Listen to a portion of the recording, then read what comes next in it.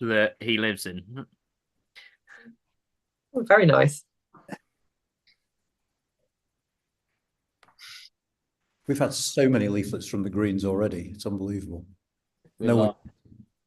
I would have thought the Greens didn't really believe in leaflets. Oh, we're live now. Pull myself together. Hi, everyone. Welcome to this latest UK and a Changing Europe lunch hour. And today we're discussing candidate selection with a fantastic panel made up of Luke Akehurst, who's a member of the Labour Party's National Executive Committee, Michael Crick, who's a freelance journalist whose Twitter feed you should follow, not to mention his special @Tomorrow's MP Twitter feed, which is basically dedicated to looking at candidate selection and what's going on when it comes to candidate selection around the country. Lord Robert Hayward was Conservative MP for Kingswood from 1983 to 1992. I think, Robert, you said to me that you've chaired more Conservative candidate selection meetings than anyone else. Is that correct? Yep, over 60. Pretty well qualified, I'd say. And last but absolutely not least, we've got Isabel Hardman, who is assistant editor of The Spectator and has written a book you should all go out and buy called Why We Get the Wrong MPs, which talks not just about candidate selection, which we'll obviously be focusing on today, but also on the role of an MP and makes you think about it, I think, in a way that certainly I hadn't before I'd read it. So welcome all of you. Thank you for doing this. As ever, to the audience, stick your questions on Slido, and to make my life easier, if you can vote for the questions that you want me to put to the panel, it will stop me getting confused, which happens all too often these days. But to kick us off, I'm going to start with you, Michael, and just, @Tomorrow's MPs. What led you to start this project? What was the fascination of this for you? Well, I've been interested in it since I was a teenager, really. In fact, I took part in a Labour selection as a teenager. I later took part in a Conservative selection as a member of the public in one of their primaries. But I've always been fascinated by it. Doing biographies of leading politicians, it always strikes me that the moment you're chosen for a decent seat is really the turning point in your political career. A lot of people struggle. If you talk to politicians, they've frequently got wonderful selection anecdotes and stories. The ones that got away, the ones that they thought they were going to get and they didn't, and the ones they didn't expect in a million years and suddenly they did. And also, it strikes me that it's very underreported. I remember when I was a boy, The Guardian would report a lot of them, just an inch or two. But nowadays, the national press hardly deal with them at all unless there's some controversy. There's lot fewer local papers these days, so they don't report them either. And the ones that don't report them, aren't really interested in that kind of politics anymore. So I thought there's a gap in the market, and I've absolutely loved doing it. I only scratched the surface so far. Come the next Parliament, I intend to be much better organised with a website and so on. But I intend to carry on doing it for the rest of my life. And I suppose, Robert and Luke, to you, it really, really matters, doesn't it? I mean, apart from being interesting, we're selecting the leaders of tomorrow, aren't we? So is one of the things I'm interested in is, have parties started to take this more seriously than perhaps they did in the past? Certainly the Central Party. How much effort goes into the machinery of candidate selection? Is it okay, Rob? Is it okay if I go first? Go ahead. First off, Labour's got to do a lot more selections because we did so badly in the last general election. There are lots more vacant seats, hundreds that we might have some kind of shot at, where we have to take, where it's hugely important to the future composition of the PLP and whether we've got people who are capable of being ministers in the Commons. Whereas if you're, say, in a 2001 or 2005 type situation, you might only have a couple of dozen retirement seats because you're not realistically going to kind of add to the total that you've got. And then the level of scrutiny that people are under in a social media age when people can search everything they've ever said is huge. And the party made some very bad picks in 2017 and 2019. But by the way, not ordinary members making the picks. This was like bad mistakes made by central panels, but there were people like Jared O'Mara, like Claudia Webb, like Mike Hill, who got through and then turned out to have very big skeletons in their their cupboards. So there was a position from Keir that he didn't want that to happen again. So we've had more centralized due diligence and central National Executive Committee involvement in long listing, in an effort to try to avoid candidates that implode on us. But clearly we're not 100% successful with that, because the Rochdale by-election, we did all of that scrutiny, and then it turned out that Azhar Ali, who everyone, including me, thought was a good guy, who was completely, nothing wrong with him at all, it turned out he'd been saying extremely bad things in private meetings that he hadn't put in writing, but someone recorded them. So there's always more we can try to do on that due diligence front. Robert? I think what has changed is there's been more and more effort on the Conservative side in particular to ensure two things. One is the impartiality of those who moderate the process. And that's where I've come in, and I've done a lot of them. And probably more moderation, more independence than the Labour Party. And that's not a political point. I think Luke and I agree on that. The second thing that efforts have been made is always this question of due diligence and professionalization of the process. And everybody says, oh, we'll get it right this time. You don't, because as Luke's just identified, things fall through the process in one form or another, and there are inevitably errors made. People ask, how on earth did so-and-so happen to become a candidate? And the answer is errors happen. It's a set of circumstances. I think what is interesting looking forward, and I think this is one of the things you will want us to do, is over the next few months, the Conservatives at the moment are well behind in terms of their selection process. And we as the Labour Party go into by-election, general election rules. And the question will then come, the accusation, is central office in a position to interfere with the selection more than they would otherwise? In theory, the answer is yes. Whether they're successful in doing so, I'm somewhat more doubtful, because local associations love the freedom. It's one of their great powers to actually say, no, this is our responsibility. And quite often, if somebody gets a whiff of being the favoured candidate from central office, that sadly for them is a kiss of death when it comes to the selection process. I've covered a number of items there, but I've thrown out intentionally a series of thoughts for people to ask further about or to comment on. Hi, Isabel, have you missed what's been going on so far? In which case I'll... I accidentally turned my camera off. I'm really sorry. I just that's all right. Myself, so you can hear my dog. Or something. Yeah, I just ran off in a huff. Yeah. That'd have been great. That'd have gone viral. That's what we want. I'll storm out later instead. I mean, can I just pick Robert up on one thing? I mean, where you said it's very, very important for the chair to be impartial. And I'm just sort of thinking, in a Conservative party that is so internally divided ideologically, or in a Labour Party that stretches all the way from momentum to the right of the party, how is it possible to be seen as impartial when everyone will have their views on record? The answer is that the process is that you want distance the person in charge of handling the meetings is separate from the officers of the association.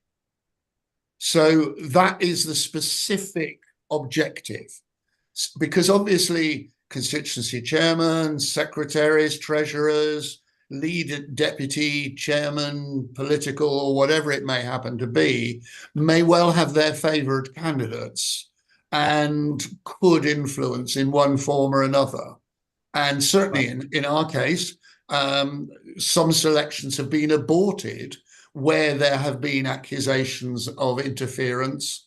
and people like myself have been called in to chair the reconstituted meetings. So it's not a question of left or right that one's talking about here. Okay. One's specifically talking about removing the power of a local person to influence that process of selection. It's a matter which causes enormous resentment to local officers of the associations when they are told they will not sit on the stage, they will not sit at the front, they will not have a role in one form or another. And it can be very difficult at times, but that is the objective. It's not left or right. It's to involve the members more broadly than the officers. I mean, Isabel, in the period between the sort of first and second editions, if you like, in the period you've been looking at this, have things changed, become more professionalised in the way selection is done, do you think? I mean, I think they have, in the sense that Robert and Luke have talked about within the individual parties. I think the basic problems are still there, and there have been some efforts to address those. So one of the things that I really look at in quite a lot of detail in the book is the cost of standing to be an MP, and actually the initial cost of being a candidate is, it's not inconsiderable. It's not kind of pocket money. You can spend thousands of pounds just going for selection, and if you are somebody who goes for a selection in a number of seats because you're a Tory who was born and has lived most of your life in a very Labour area, and you want to go for a winnable or safe Tory seat, then you might end up going around the country to a number of different selections. Now, it might be because you're rubbish and every single association that you go to thinks, God, no, we don't want to go near this person. Or it might just be that you're not the right fit, or that you're from a group of people who your local parties can't envisage being an MP. And I think that's a real issue for people from ethnic minority backgrounds or women, is that when you say to someone, what do you think of when you think of an MP, they tend to think of a white bloke in a suit. And, I think that sort of unconscious bias does still remain in a lot of associations. So you instantly, when you walk through the door, as a woman going for selection, have to do an extra bit of convincing. And so maybe you do have to go for a number of different seats, and the cost of that mounts up before you've even been selected. And then obviously my book goes into a lot of detail on the costs of running for Parliament. And I think there have been some efforts to improve things since then. The parties have variously announced bursaries for candidates. Robert and Luke will know the status of where those bursaries are now far better than I do. But the ones that have made it into the public domain have not seemed, they're obviously never going to be generous enough to cover all candidates. You're never going to have state funding of political candidates, nor should you. But I think we are still in a place largely where if we have a normal election, which is what we're running up to now, as opposed to the two snap elections that we've had previously, you're still going to have candidates who are losing a lot of their own money in order to get it or lose a job. And I think that filters out a huge number of people who would be excellent legislators, excellent constituency MPs, just because they don't have a savings account or a wealthy spouse or particularly large loan facility. The number of ex-candidates who I spoke to in 2017 who had just failed, this is particularly pertinent to Labour, they just failed to get their seat in 2015, or they'd come very close, they'd fought a good fight. Labour came back to them saying, there's a snap election, can you stand again? And they said, no, I literally can't afford to, I'm still paying back the debt from the last time. Okay. I don't think that filters out it's not the right kind of filter to place on politics at all. Yeah, I think that the point you made about different sorts of elections is fundamental. It's a different ballgame if you've got 6 weeks to prepare than if you've got a year to prepare. We've had a couple of quite short notice elections up to this one that might skew our thinking. It's interesting that there's a question from Josiah Mortimer from Byline Times who's actually saying, do you think candidates should be paid to be candidates? Which strikes me as quite expensive for parties. Can I scotch this myth that the 2017 election was a snap election? A man called Jeremy Corbyn had been saying ever since Theresa May was elected leader of the party in the summer of 2016 that she was going to call an election, which was 9 months before she did. And what did the Labour Party do about this? Nothing. They didn't select a single candidate in the 9 months that they thought Theresa May was going to call an election. So you can't, the Labour Party, nobody in the Labour Party could say, oh dear, we didn't have enough time. And that's why we produced people like Jared Amara in 2016. It was entirely the fault of the people in Corbyn's office and the people running the party at that time, who were, I think, of a different faction, if I remember rightly. Right. But it wasn't a snap election. The other important thing to follow up Isabel is that, in fact, in some ways it's worse now, because there are actually agencies that offer services for thousands of pounds to get you selected. And there's a Labour one in Warrington, I think they may have stopped doing it now, called We Are Civitas, who I think their biggest package costs about 10,000. And there's one. Can I just say the 10K is for is not for getting selected. That's right, well, so them outsourcing things when you're actually the candidate. When you are actually the candidate fighting the general election. So it's so what's the fee? You're right to detect the phenomenon, but we shouldn't exaggerate about the costs that. Well, I'd be interested in knowing what you think the fee is. But there's a conservative one called. There are lots of conservative ones, and there's a few Labour ones, and they all charge thousands of pounds. And there's one called College Green, and it was quite controversial a couple of weeks ago in a selection that actually Robert chaired, where 3 of the people on the long list were actually clients of College Green in one way or another. And the chairman of College, the man who owns College Green was chairman of the local association. But in the end, the 3 people didn't even make the shortlist. But in other words, this is another cost. And then the other problem is employers, I think, are increasingly reluctant or frown upon the idea of their staff becoming candidates. And that is really a bad trend. And I think we need to do something as a society to make it more acceptable, more regarded as an honourable thing to do, to try and become an MP. Rather than something that you hide. And, it should be regarded as akin to jury service, if not more so. I love the idea that becoming an MP is actually potentially quite an embarrassing thing, sort of almost treated as a proclivity. And actually, it's something that MPs who've lost their seats, particularly those who didn't expect to lose their seats, have expected the letters MP to open doors, when actually, in post-Parliament, they've closed doors for them because people don't like politicians. They don't trust politicians. They think that there must be something wrong with them. And also, I mean, this is a completely separate discussion, but just to throw in there, there's not actually that much continuing professional development when you're in Parliament. So it's perfectly possible to be an MP for 5 years and for your skills to stagnate and for you not to develop any new ones that anyone wants outside of Parliament, or indeed in Parliament. And that's something that, again, headhunters who I spoke to for the book said that they would get quite excited when ex-MPs came to them, and then when they actually drilled down through their CV, they realised the MP had done nothing of note for 5 years other than vaguely run their own office. And anyone who's seen how some MPs run their offices, that is a questionable skill as well. Of course, if you ban second jobs, as Labour plans to do, that will make that problem even worse, Isabel. Yeah, I mean, I think some of the second jobs, I have to say, there's a difference between an MP continuing to be a dentist or a doctor or to work in construction or whatever, and then the directorships thing. Okay, interesting. Just a sort of quick follow-up on this sort of process question. I've got a question from Anonymous, which I always take to mean civil servant.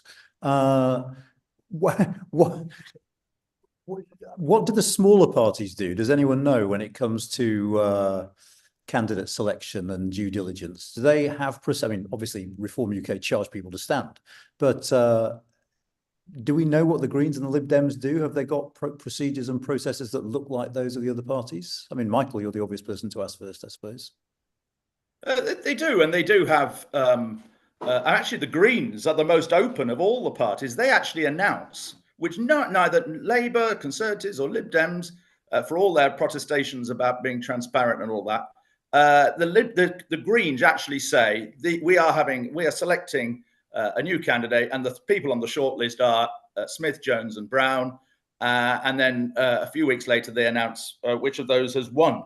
I mean, I think with the smaller parties, inevitably, there is less, because they're smaller, there are fewer people applying. They find it more of a struggle to fill all 631 British seats. And so therefore, in their case, a lot more candidates are, they're a short list of one, they're imposed. And certainly that's true of the Liberal Democrat. I think it's true of all of those three, the Greens, the Lib Dems, and Reform UK. And actually, I think that is a real trend that we've seen this time, that all round, I think fewer people are applying. I mean, early on, Labour was a couple of years ago, Labour was struggling, particularly in Scotland, to get people to apply. It's much less of a problem now for obvious reasons. They're doing so much better. And the Conservatives have had real trouble getting people to apply, even for seats like Norwich North and West Bromwich, which actually selected finally last night, which are notionally Conservative seats right now, and nobody wanted to fight them. And that's a bad trend. I think that's partly because this obsession that I think there is in politics with candidates being local has become heavier than ever, and in my view is extremely damaging.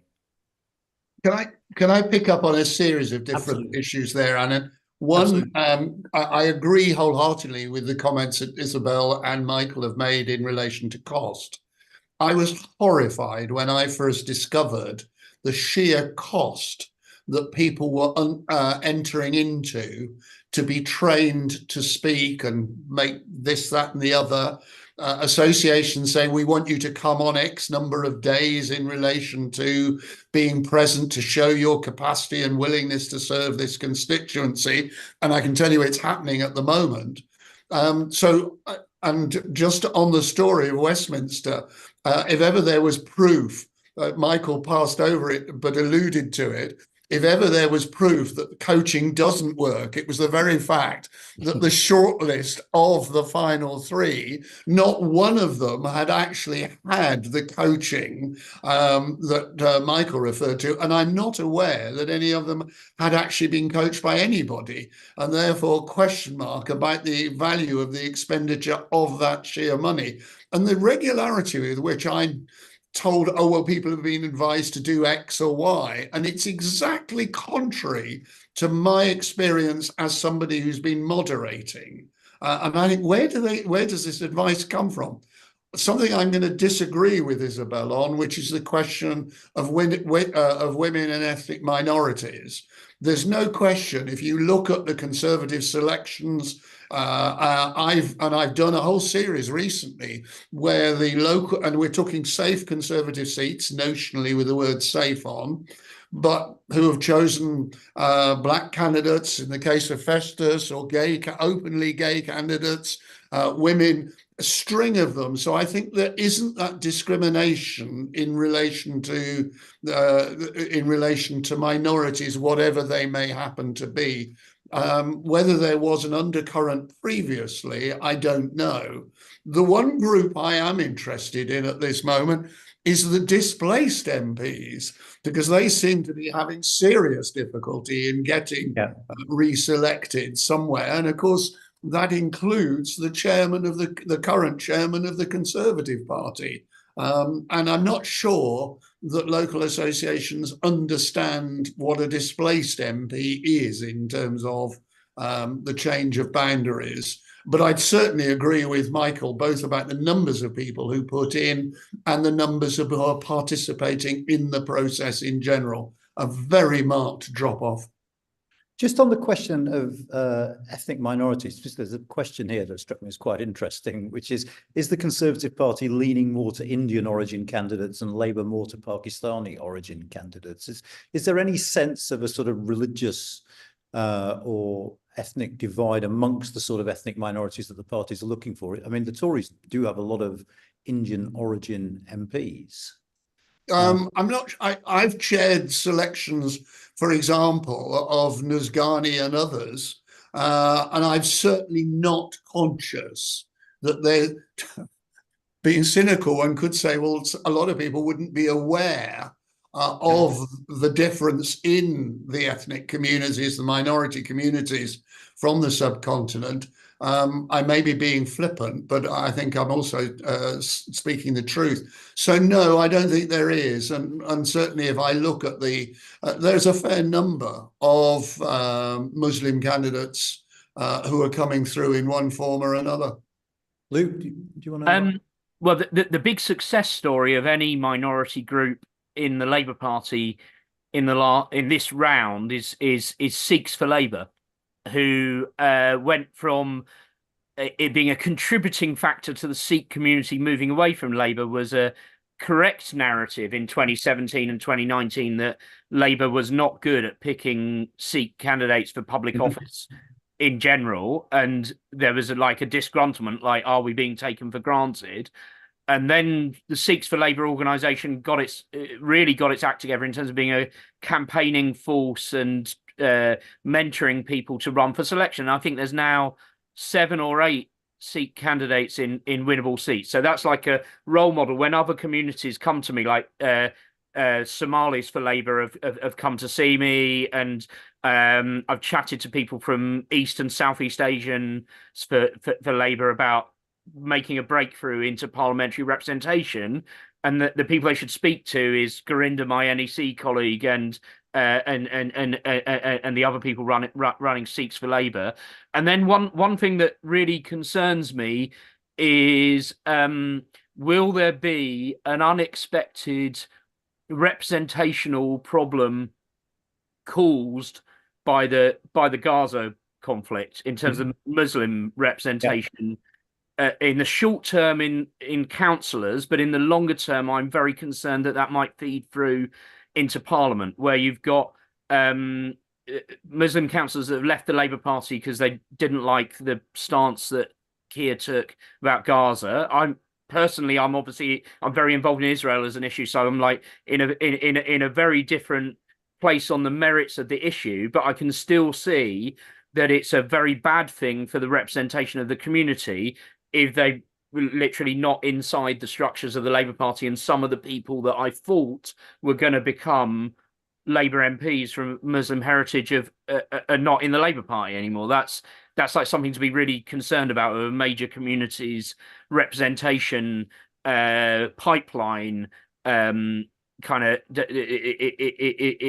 isn't there anymore, and something that I think the party right now in the middle of a conflict that people are very angry or upset about, it's the wrong time to address it. But it is something that we're going to have to look at re-engagement with the Muslim community and repairing those relationships to make sure that we get people from that community into the PLP in adequately representative numbers. So it's not that you kind of suggested always Labour does Labour in contrast to the Tories loads of Muslim candidates. Actually, I'm concerned of not enough being an issue, rather than I wouldn't want to say too many about any minority group. I want to come back. One of Labour's problems has been in the past a lack of black men. I mean, until recently, I think Clive Lewis, who was selected, 2013, I think, was the last black man to be chosen for a winnable Labour seat. That's been remedied a bit in this selection round. But I think the bigger problem Labour has is that its selection of ethnic minorities is nearly always in constituencies with an above average population of ethnic minorities. It's not very good at selecting ethnic minority candidates in very white constituencies, like large parts of the Northeast and South Wales, for example. Whereas the Conservatives, of course, their ethnic minority candidates, many of them are from very, very white seats, partly because they actually don't have many seats that are heavily ethnic minority populations. And if I were Labour, that's something I would worry about. But I think overall, the parties are doing pretty well on the stats. The really interesting trend this time is the very large number, and people don't like talking about this, but the very large number of gay candidates, particularly in the Labour Party. And I think you could, particularly if Labour get a really big majority, the number of gay MPs or gay and lesbian and bi MPs could be above 100 and well above what most people think is the proportion in the population, which is an extraordinary development given, you know, it was only 40 years ago, really, that anybody dared come out as gay as a member of parliament. And I think that you're seeing the same trend, although perhaps not quite as strongly, amongst those being chosen as Conservative candidates. I mean, there's a guy tomorrow night up for selection in Sutton-on-Cheam who's the partner of a male sitting MP, so that he may add to the figures. I don't know, but this is an interesting trend that people haven't observed, and in a way, I think it reflects some of the problems that people have in being candidates. I think it's easier particularly for gay men, to go for selections than it is for heterosexual men who may have families at a younger age, and also women at a young age, a problem. So it is an interesting development that deserves more attention, I think. Interesting. One thing I want to come back to, I hope, if we've got time, is the question of the number of councillors who are getting selected, because I think that's quite interesting.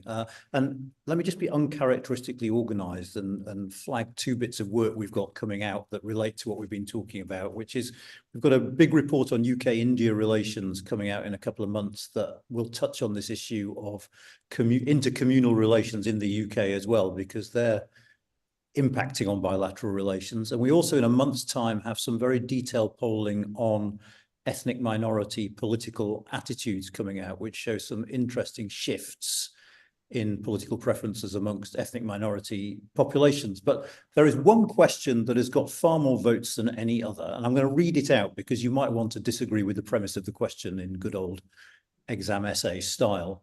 And the question is, how can we break the pattern of university SPAD, PPC, MP and get back to having folk with a record of real achievement into Parliament? So there's several assumptions built into that question. For a start, Labour hasn't had any SPADs since we haven't been in government for 14 years. All right, hang on. I'm gonna let Isabel go first, and then. Yeah, I mean, you have to be quite a grey-haired ex-Labour SPAD, don't you? But I would like to take issue with the premise of that, as accused by Anand. Thank you for that. I don't think the problem is that there are SPADs going into Parliament. I think that if you've been a special advisor, and that's different to being a researcher, if you've been a special advisor, you've done an extremely tough, demanding job. I mean, you can do that job badly, but by and large, I think most SPADs are excellent. They work really hard. They understand how government departments work. They understand how legislation works. And I think they have a huge role in the political ecosystem, just as former lawyers do. But the problem is when they are finding it easier to go for parliamentary seats than people who would make equally important contributions. So I wouldn't say that SPADs are more valuable to the parliamentary ecosystem than former scientists, and we don't have that many of those in Parliament. And I think that's the issue, is that it is so much easier if you are in the Westminster ecosystem. And if you've been a special advisor, you often sort of move around to a think tank or to these different sort of bits of the sort of the SW1 postcode, and all of those employers will be understanding of the principle of you wanting to become an MP, going back to our conversation about normal employers being a bit suspicious. They will potentially give you time off, but they also won't count against you a career break where you stood for Parliament. In fact, they'll see that as, that they will see that as attractive. And so that just makes it automatically easier for you to be going for seats and so on. The one thing I would say that I've really observed in ex-special advisors once they've become MPs is they are nonetheless probably the most shocked by the impact that MP life has on their personal lives, because I think they know it all in terms of what life as an MP is going to be like. And they forget that the constituency dynamic can blow that all apart. And so, if you were a SPAD in a government department and you were working all hours God sent, you were still going home to your family in London. and potentially seeing them for at least 2 hours. Whereas if you're an MP, suddenly you've got a constituency in Scotland or wherever, and you're having to work out this whole new family dynamic. And I think that from my observations, and I'd only say this is a sort of my anecdotal observations, the ones who had the most personal turmoil tended to be expats, which I thought was really interesting. The ones who got angriest about Parliament not working were people who'd worked in business. They would, you'd barely have to say, how are you, before they'd start saying the printers don't work and there's no HR and all that kind of thing. But each kind of group has a different problem. And I'd say for SPADs, it's learning to make their life work that is the most visible one.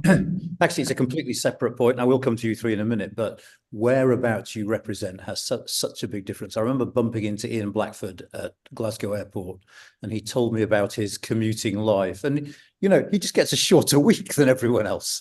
And it just struck me that it makes such a difference which part of the country you're representing. Does everyone remember this question before they chip in on it, or do you want me to hear? Do you want to hear it again? About the pipeline of SPADs to PPC ministers? You know, I just think that's a bit something that was definitely there when when Labour was in power, and maybe could be might get re-established if we were in power again, because there was very clearly that generation of Ed Balls, Ed Miliband, David Miliband, that kind of came through what looked like a very established pipeline. I think they'd all done PPE as well. But I'm struggling to think of that many people that fit that stereotype. And it's like the average Labour candidate has actually done 20 years on the local council and been the council leader or a senior council cabinet member and run local government services with multi-million-pound budgets, because we've not been in central government for people to develop that skill set for really quite 14 years is a long time. So I don't know. I guess on the Tory side it'd be different because they have been in power while we haven't. But I don't see, glancing down the list, loads and loads of people with that very similar kind of background. If I can pick up on Luke's observations, I agree with Isabel's initial thoughts that I challenge the premise of the original question. There was a period in the 90s, no question about it, where it was a doddle. If you were a SPAD, had some contact with central government, then you would get selected. In the noughties, absolutely the opposite. It was the kiss of death to be any form of link with the central party. What we're seeing now, seeing over the last few years, has been a slight uptick in special advisors being chosen, but not a dramatic number. There are relatively few still. And there is just that correctional shift.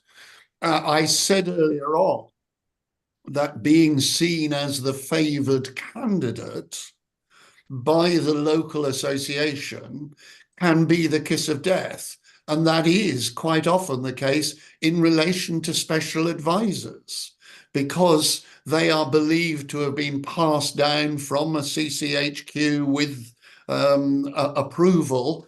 And I'll cite a specific example. Saffron Walden, Kemi is absolutely clear that Stephen Parkinson, and I think Stephen, he was a perfectly good candidate for that constituency in terms of links, but Kemi is clear that the local association decided that Stephen was a person who was approved of by central office, and therefore Saffron Walden was going to choose somebody else. And I could cite other similar examples. So no, I think the basic premise of what's being put in the question is wrong. Outside London, I'd certainly say that is the case. Can I just follow up, Robert, on quickly, just to ask to what extent organisations like the Conservative Democratic Organisation have made a difference? Have you noticed their activities at all? No, I'm afraid they're overblown. If you look at them, they'll say, "Oh, we've achieved this, we've achieved that," and in fact, I'm hard pushed to see any indication that they've achieved anything. So no, heavily overblown by the organisation, and I try and look at it dispassionately, and I can see no evidence whatsoever, fortunately, that any one group, whatever it may happen to be, has actually seriously affected selections. I think the overwhelming majority of the theme of selections, which Michael originally put his finger on and Luke's alluded to already, is this dominance of local councillors this time round. It isn't special advisors, is not the theme of the moment. Because people are becoming less attached to the political parties, local associations are saying, how do we sell a potential candidate? And the answer is, we choose the local person, because that will be what the local electorate want. In the case of the Conservative Democratic organisation, if you talk to them privately, they actually grumble about how difficult it is, the difficulty they're having getting their people chosen, and how the selections, in their view, are being fixed by central office or Downing Street. And actually, one of the fascinating things I think about the trend of Conservative selections is that there is no obvious lurch to the right in the way that there may be in the wider party, and that we saw, for instance, at the conference last autumn. If anything, I think the Parliamentary Conservative Party may be slightly more towards the centre after the election, not just because of the people chosen as new candidates, but of course the people who will be losing their seats, many of whom will be from the red wall seats who rode in on a tide of Brexit and Boris Johnson. On the local councillor thing, I think you've got to be careful here. Some of the people, and this is true of all the parties, they haven't been local councillors for very long if you look at their CVs, like they were elected last year or the year before. And it seems to me those local councillors have probably done it because it looks good on their CV.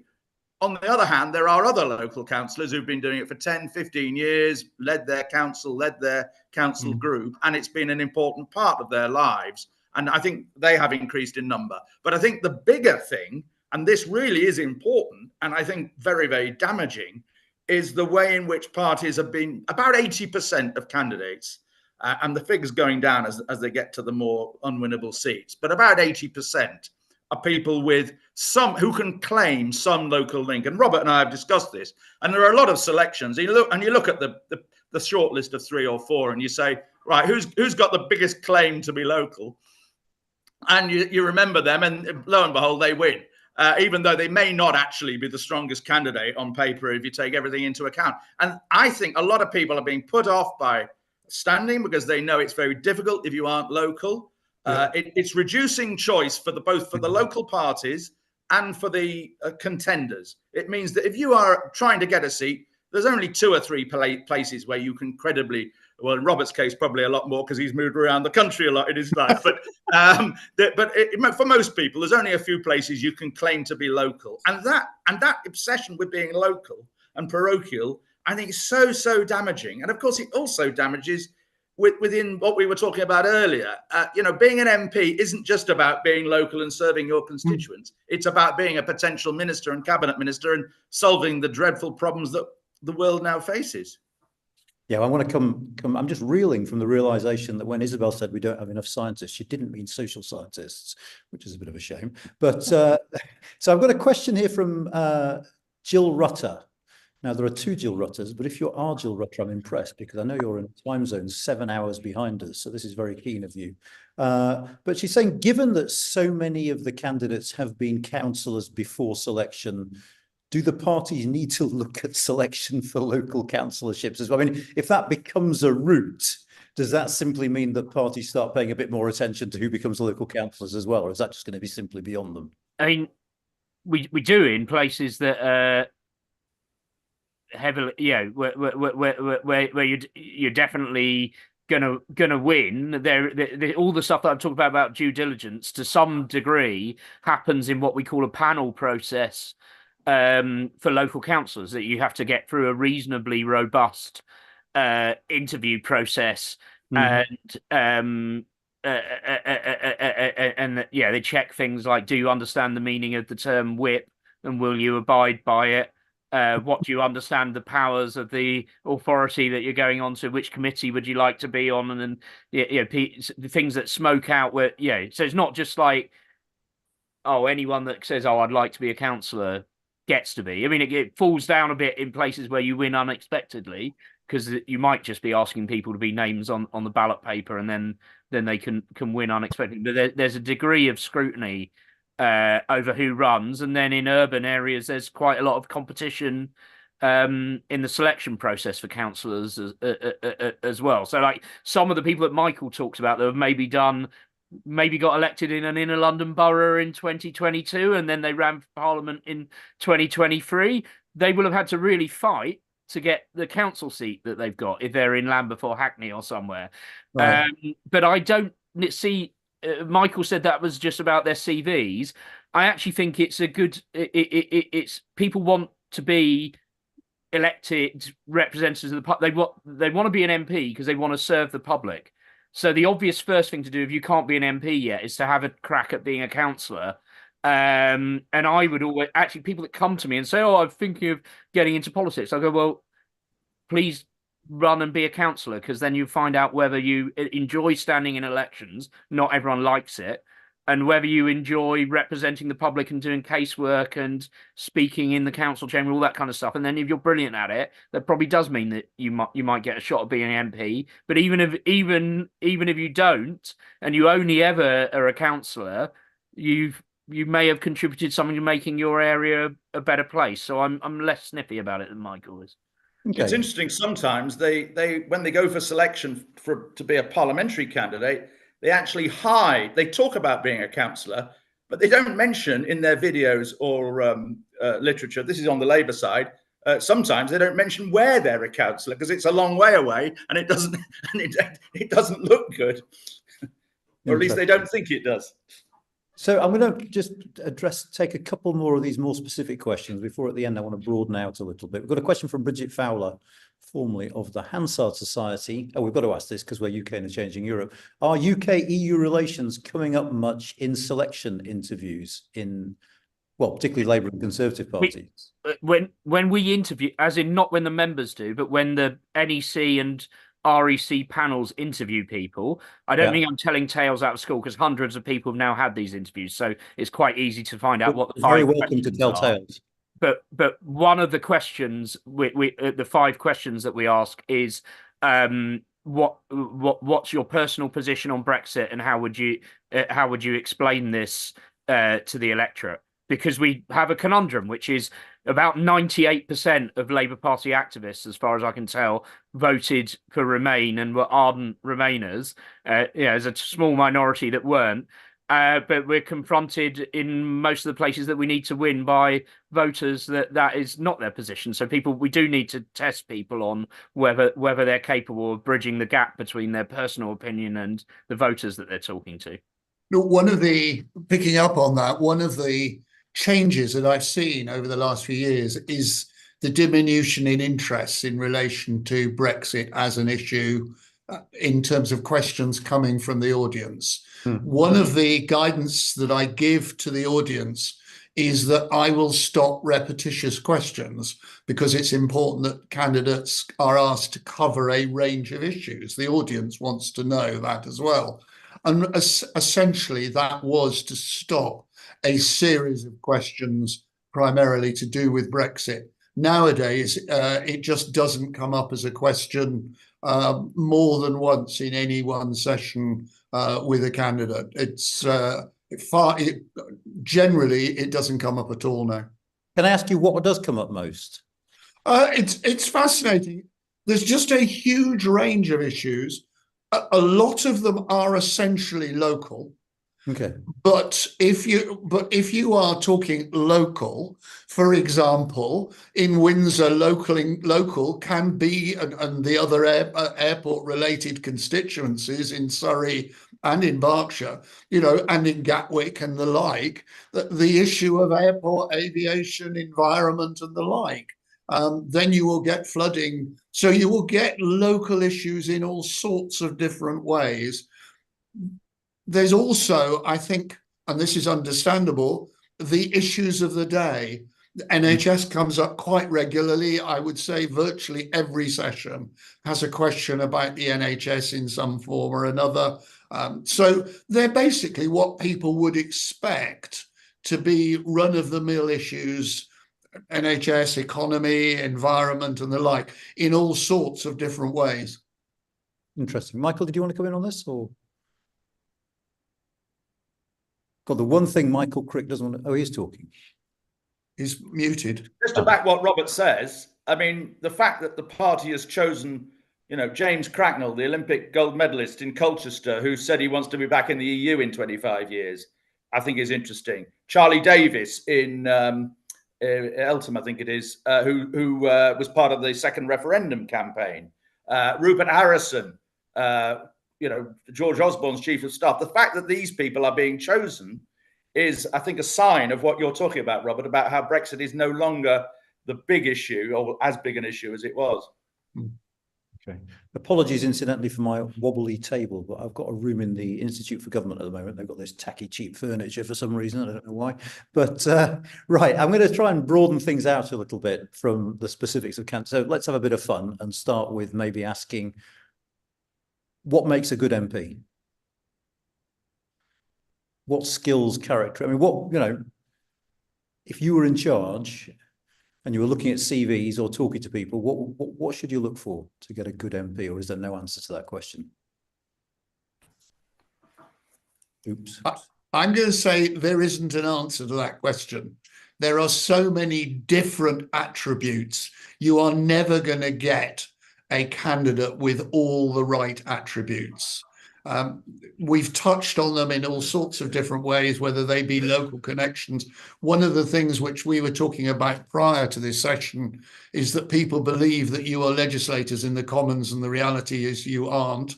Nowadays, that role has been effectively passed to the House of Lords.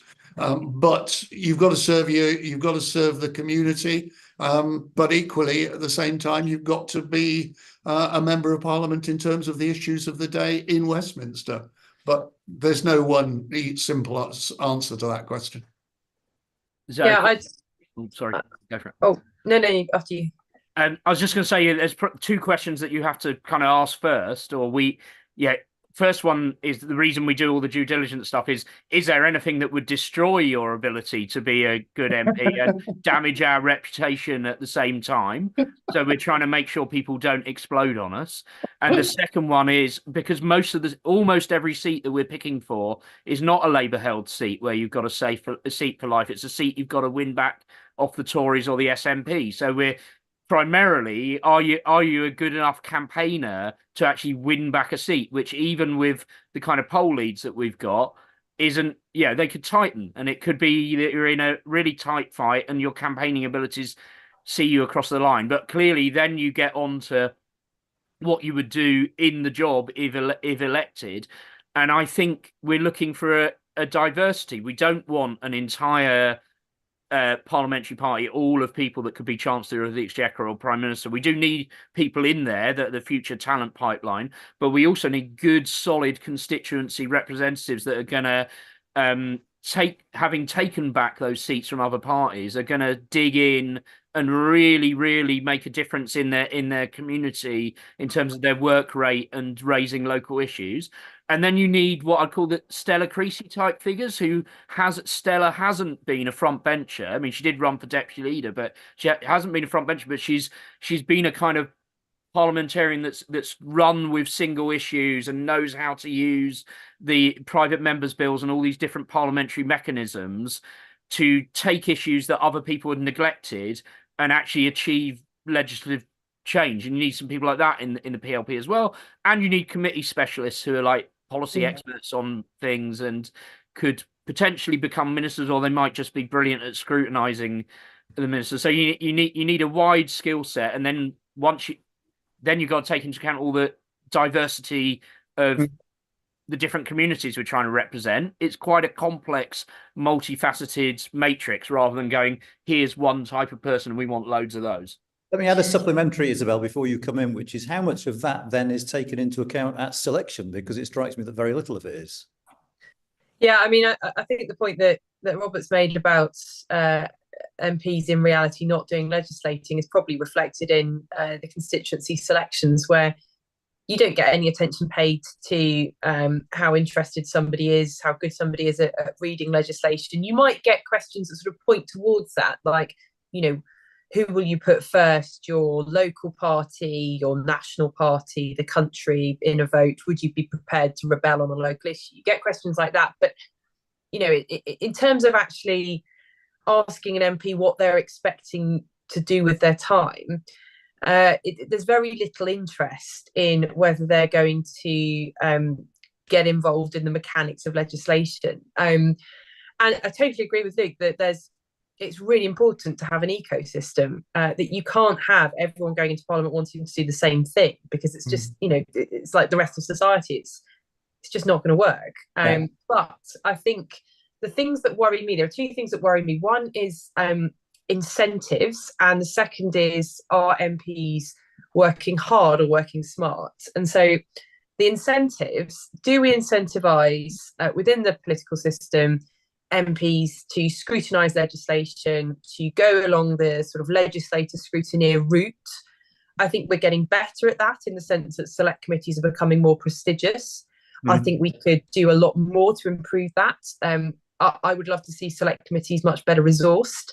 I would love to see, actually, I think it would have to be attendance-based, but additional payment for people who are members of select committees. Now, you can turn up to a select committee, and we've seen some examples of that in recent years. You can even turn up to the select committee, ask the set questions that the clerk has prepared for you, and not even know, just to pick a random example, where Belarus is, and be a pretty rubbish select committee member.